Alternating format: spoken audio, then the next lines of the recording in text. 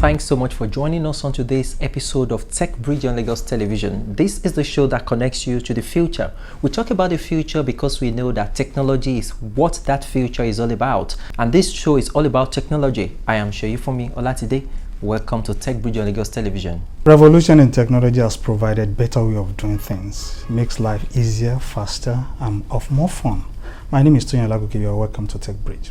So, talking about technology and talking about more fun, talking about easier way to do things, we realize that there is no limit to the offerings of technology, and it all depends on the, should I say, the knowledge that we have, how much we know about the offerings of technology. Well, how we even say it depends on revolution. There has been so much revolution in technology. Everything is now about technology. If you want to communicate, technology. If you want to entertain, technology. Learning, technology. Anything you do, you have technology backing it up. Yes, and talking about backing it up, we realize that, let me just go straight to the point, that today we are talking about broadband technology. And you talked about evolution, revolution, and all the, should we say that advancement that comes over time with technology. And broadband technology is not left out of that. Absolutely, because you see competition in the world of broadband. You see a kind of competition when it comes to who first roll out a particular generation, what kind of device I need to use, and also we have more people depending on data now. So it's more money for the ISP, more money for the telecommunication, and they are upscaling their games now, broadband in particular. Yeah, so then coming to that, we'll begin to realize that there are different types that we can talk about. In fact, there are some that we're going to discuss on this show today that most people don't know that they exist, or probably they're using it, but they don't know that that is actually the technology behind what they are using. Yeah, and a number of times people look for the next thing, what can benefit them, how to get return on investment, how to catch up with the latest in terms of technology, how to make their work easier and better. And when you talk about people that didn't really know the value of what they've been enjoying. This TECHBRIDGE will actually open their eyes to this. Okay, all right. So just keep your fingers crossed with us on TECHBRIDGE on Lagos Television. All of this we are going to explain, and of course we're going to have an expert in the house who is going to join us via Skype session. Do stay with us. It's still TECHBRIDGE on Lagos Television.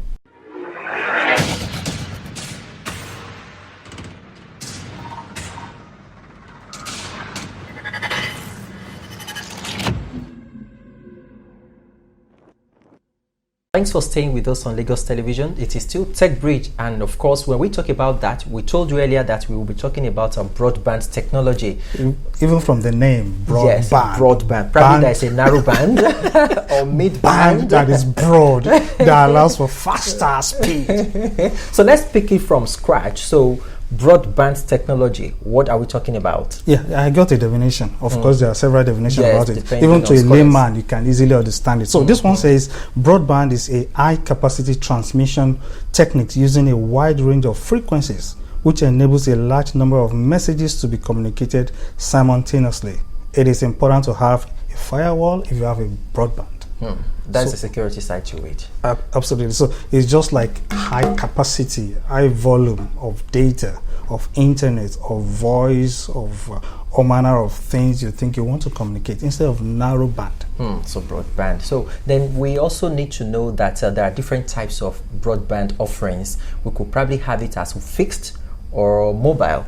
And even each of those ones can be broken down to different grades as well, depending based on evolution and the need per environment. And maybe the capacity as well. Yeah.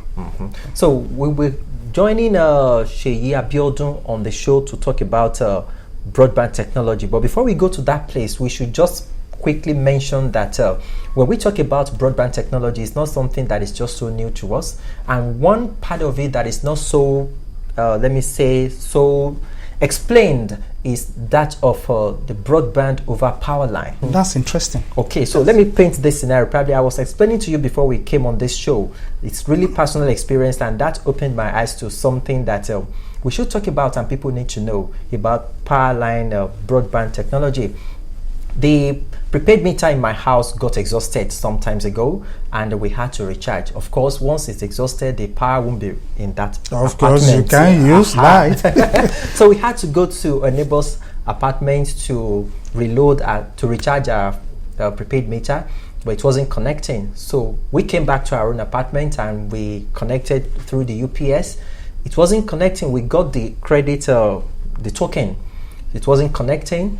I used the UPS to power the indoor unit. It wasn't connecting. So you begin to wonder. So I felt the token that was given to us was probably used or something. It was just, it's not even connecting at all. So I went online to ask, okay, what is probably wrong with this? And what I got there was the fact that, one, you have to plug the indoor unit to a wall socket directly, not to an extension socket. Whether there is light or not. I was still marveled that we don't have light in this apartment. So how does that concern anybody? Wall socket. So eventually we followed through, and we were able to recharge even without light in the apartment, just by connecting your indoor unit to the wall socket. So that explains something to me, that there is definitely a connection that runs through the wall socket to probably the power grid. Because what I read online about the connection was that just make sure the indoor unit is connected to a wall socket that can eventually connect to the power grid to relay the messages of recharging your token. Awesome. So for me, that was an eye-opener. So when I began to read up about broadband over power line, then I felt this is it. Then you know better. So that we have this, but we don't know. We don't know. Yeah. And a number of times you see people struggling to understand the technology of using the indoor to recharge the outdoor of their meter. And they were like, how do they communicate? This is it. This is it. At a point, I felt probably there was a hidden signal antenna somewhere between the indoor and outdoor. I didn't know that the connection was actually running through the power grid into my apartment. Awesome. So that tells us something, that there is a possibility at that level, and it is not something that began to happen today. It has been, because a number of times people imagine how the NEPA are able, in those days, how they are able to know that some part of the states or town or city do not have power. Some other time they understand. This has nothing to do with prepaid meter alone. No, actually it works with even so-called analog, because it's broadband over power line. So it's actually on the power line. That is great. There is this publication I read up about power line, broadband over power line. I quickly just want to read that up. So power line technology, according to this post that I heard, says that it is a technology that maximizes the use of existing power grid as a communication for point-to-point network line for the transmission of data and control of signal. And it says further that the first carrier frequency system began to operate over high tension lines with frequencies of 15 to 500 kilohertz for telemetry purposes in 1922. That means that the technology has been here since probably as long as that. Long time ago. And probably most people don't know. So that means broadband has been since. Yes. Though we began to hear it in the recent decade. But from what you've just said, 1928, 1922. 22. Well, 22, 28. That's last century eventually. It's been over 80 years. So, and one of the advantages that we see in this is that if I read through that post, it goes further to explain that it is probably the fastest and the cheapest way of getting internet access, broadband internet access to most houses, simply because that most houses have access to power.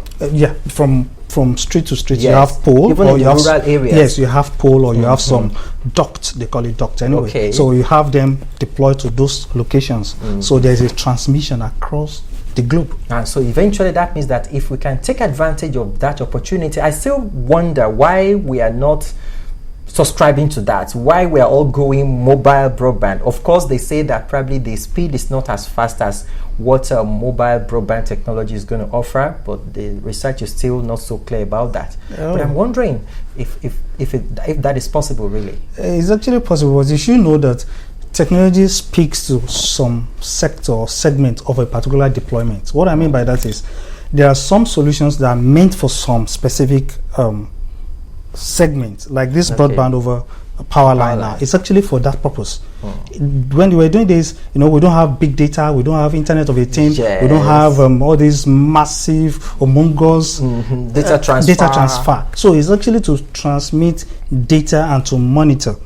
So they were not developed. The broadband over power line was not developed for the purpose of transmitting data like video. So I think that's just volume. The point. So, but we can, is a technology that is working now. It's working all over the place. Power solution is getting better by the day. We have prepaid meters all over the place. Smart grid. You can even monitor some stuff. Yes. So, and that means that it's also going to cut down on the expenses on infrastructure, because the power grid infrastructure is already in place.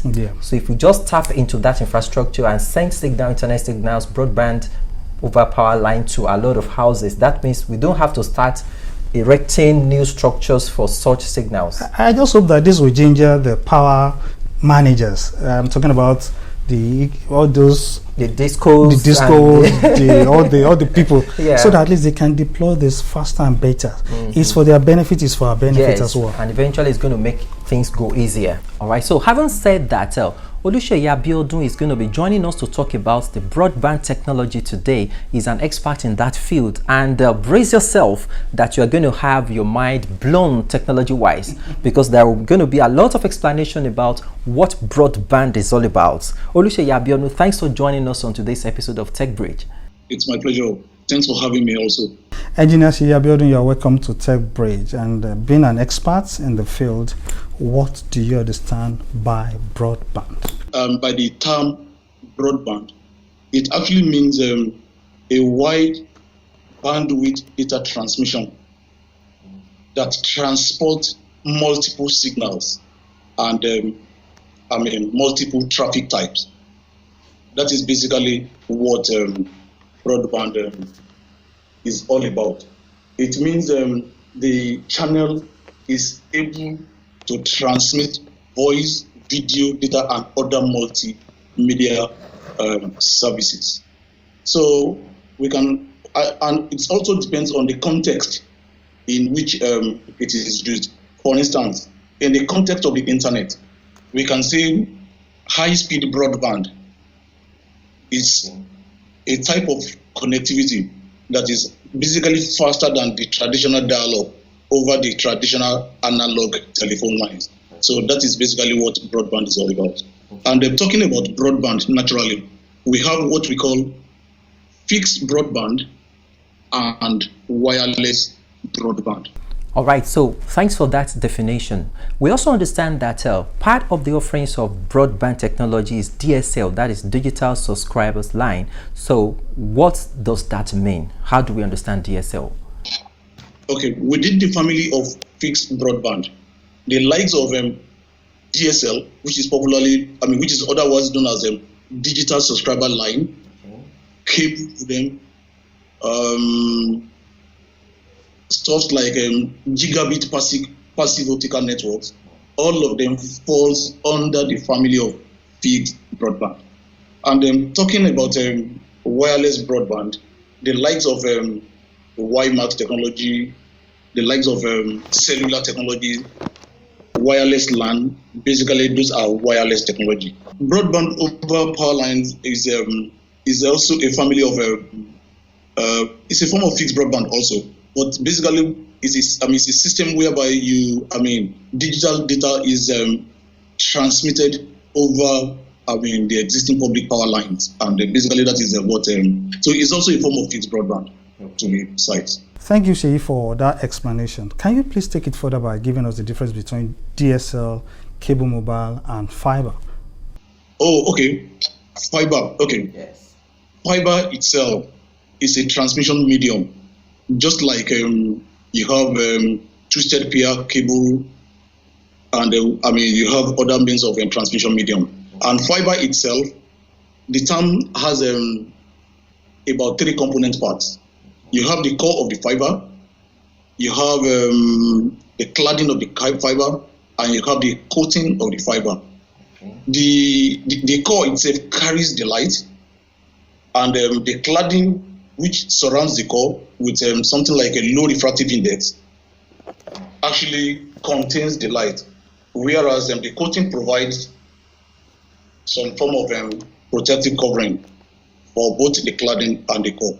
And they're talking about the optical fiber. There are 2 forms of optical fiber.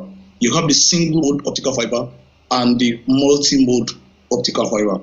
The single mode optical fiber, because it propagates just a single types of light mode, it has a narrow or small core diameter than that of the multi-mode. In other words, the capacity in terms of bandwidth you can get from single mode fiber, optical fiber, far outweighs what you will get under the, if you use the multi-mode optical fiber.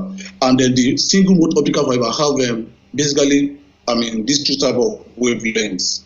You can deploy it within 1310 nanometers and 1550 nanometers, whereas the multi-mode fiber have the wavelength of 850 nanometer and 1300 nanometer. And they're talking about attenuation too. Okay. The attenuation, the multi-mode fiber is susceptible to more attenuation than the single mode fiber. So basically that is the major difference between the single mode fiber and the multi-mode fiber, optical fiber. Thanks so much for that explanation, but we won't still allow you to go. There is this discussion about the fact that once you subscribe to a cable television, you have your decoder in place, you can also access the internet. Now my question is this: is that true? And secondly, will the connection be legit or through the back door? So basically, like what we said earlier on, cable modem itself is, it's a form of fixed broadband device through which you can also access internet. It acts as a bridge between the customer local area network and the coaxial cable of the internet service provider. So basically, what we are saying is that the cable modem itself acts as both the bridge, and it also acts as modem at the same time. So in other words, the cable modem operates both at the physical layer and also at the data link layer of the open system interconnection of the network designs. But because the cable modem also have an IP address, we can also say it operates at the network layer of the OSI, which is the layer 3. And you can also have some form of support even for layer 4 and layer 7 protocols, the transport protocol and application protocol. So in other words, cable modem itself can also be used to access broadband services. DOCSIS, that is data over cable system interface specification. That is actually one of the standards that is being used with cable modem to deliver broadband internet access. What I would like to say is this. In Nigeria, for instance, we have operators with a lot of investments on core transmission network. We have operators, they've developed core network transmission. They've developed edge networks. Most times, there is a missing link between the edge network of most of these service providers and the small and medium enterprises and the residential customers. And that missing link basically is what we call the aggregation and distribution part of the network. And I can also call it the carrier Ethernet network, because you want to extend all the services all the way from the core of the service provider network to enterprises, to residential customers, to people that are out there at home. So how do you take those services to these people at home? So in other words, more investment, more infrastructure built out are still necessary, both at the metro level and at the last mile side. So with that, residential customers, enterprise customers can actually plug in into the service provider network and thereby enjoy all the services, whether it is video, voice, data, and then other multimedia services. And in that case, we can say, okay, we can benefit, from the quality of a customer experience using the likes of technologies such as gigabit passive optical network, and so many of those technologies like that. Well, that's amazing. Well, we just hope we get there someday. Thanks so much for joining us. Thanks for sharing your wealth of experience with us on TechBridge today. We hope to connect with you some other time. Thank you so much. Thank you very much. It's my pleasure. Thanks for having me.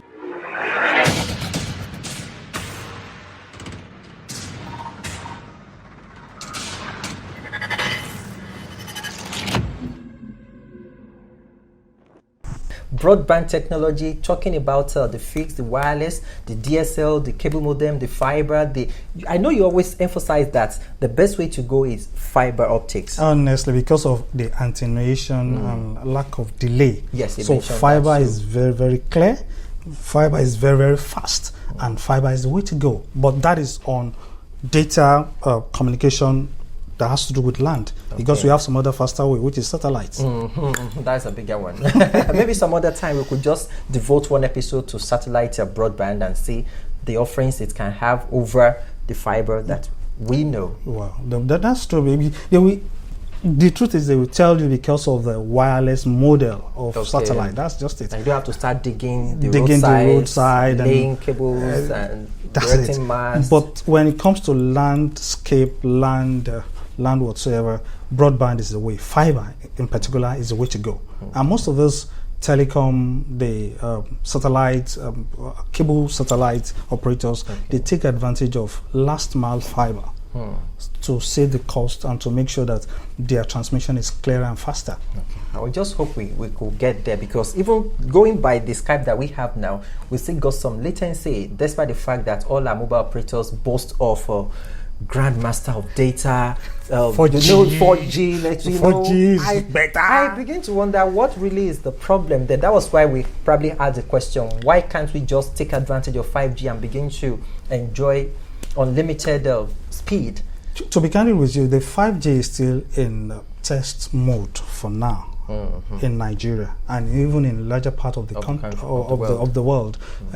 Those few countries that have launched 5G, they're still perfecting, because everybody knows that Internet of Things, big data, artificial intelligence are the purpose for which they want to quickly launch 5G. But the truth is, if you can leverage on correct 4G, we are better for it. Now that we're talking about 5G, talking about broadband, I think our world is going to be a better place when it comes to data transmission. Okay, and we'll be on top of that on this show, TechBridge. We'll keep people posted about how it unfolds. Well, that is our show today. Many thanks for joining us. So remember that you can join us on our various social media platforms. On Facebook, we are TechBridge LTV. And of course, on YouTube, we are TechBridge LTV as well. Please do remember to subscribe to our YouTube channel so that you can watch this episode and all other previous episodes again and again. And of course, you will have a prompt of any fresh episode that is uploaded on our channels. So till some other time, keep innovating, keep leveraging on technology, and keep achieving more. I'm Seyi Fumiola today. Bye for now.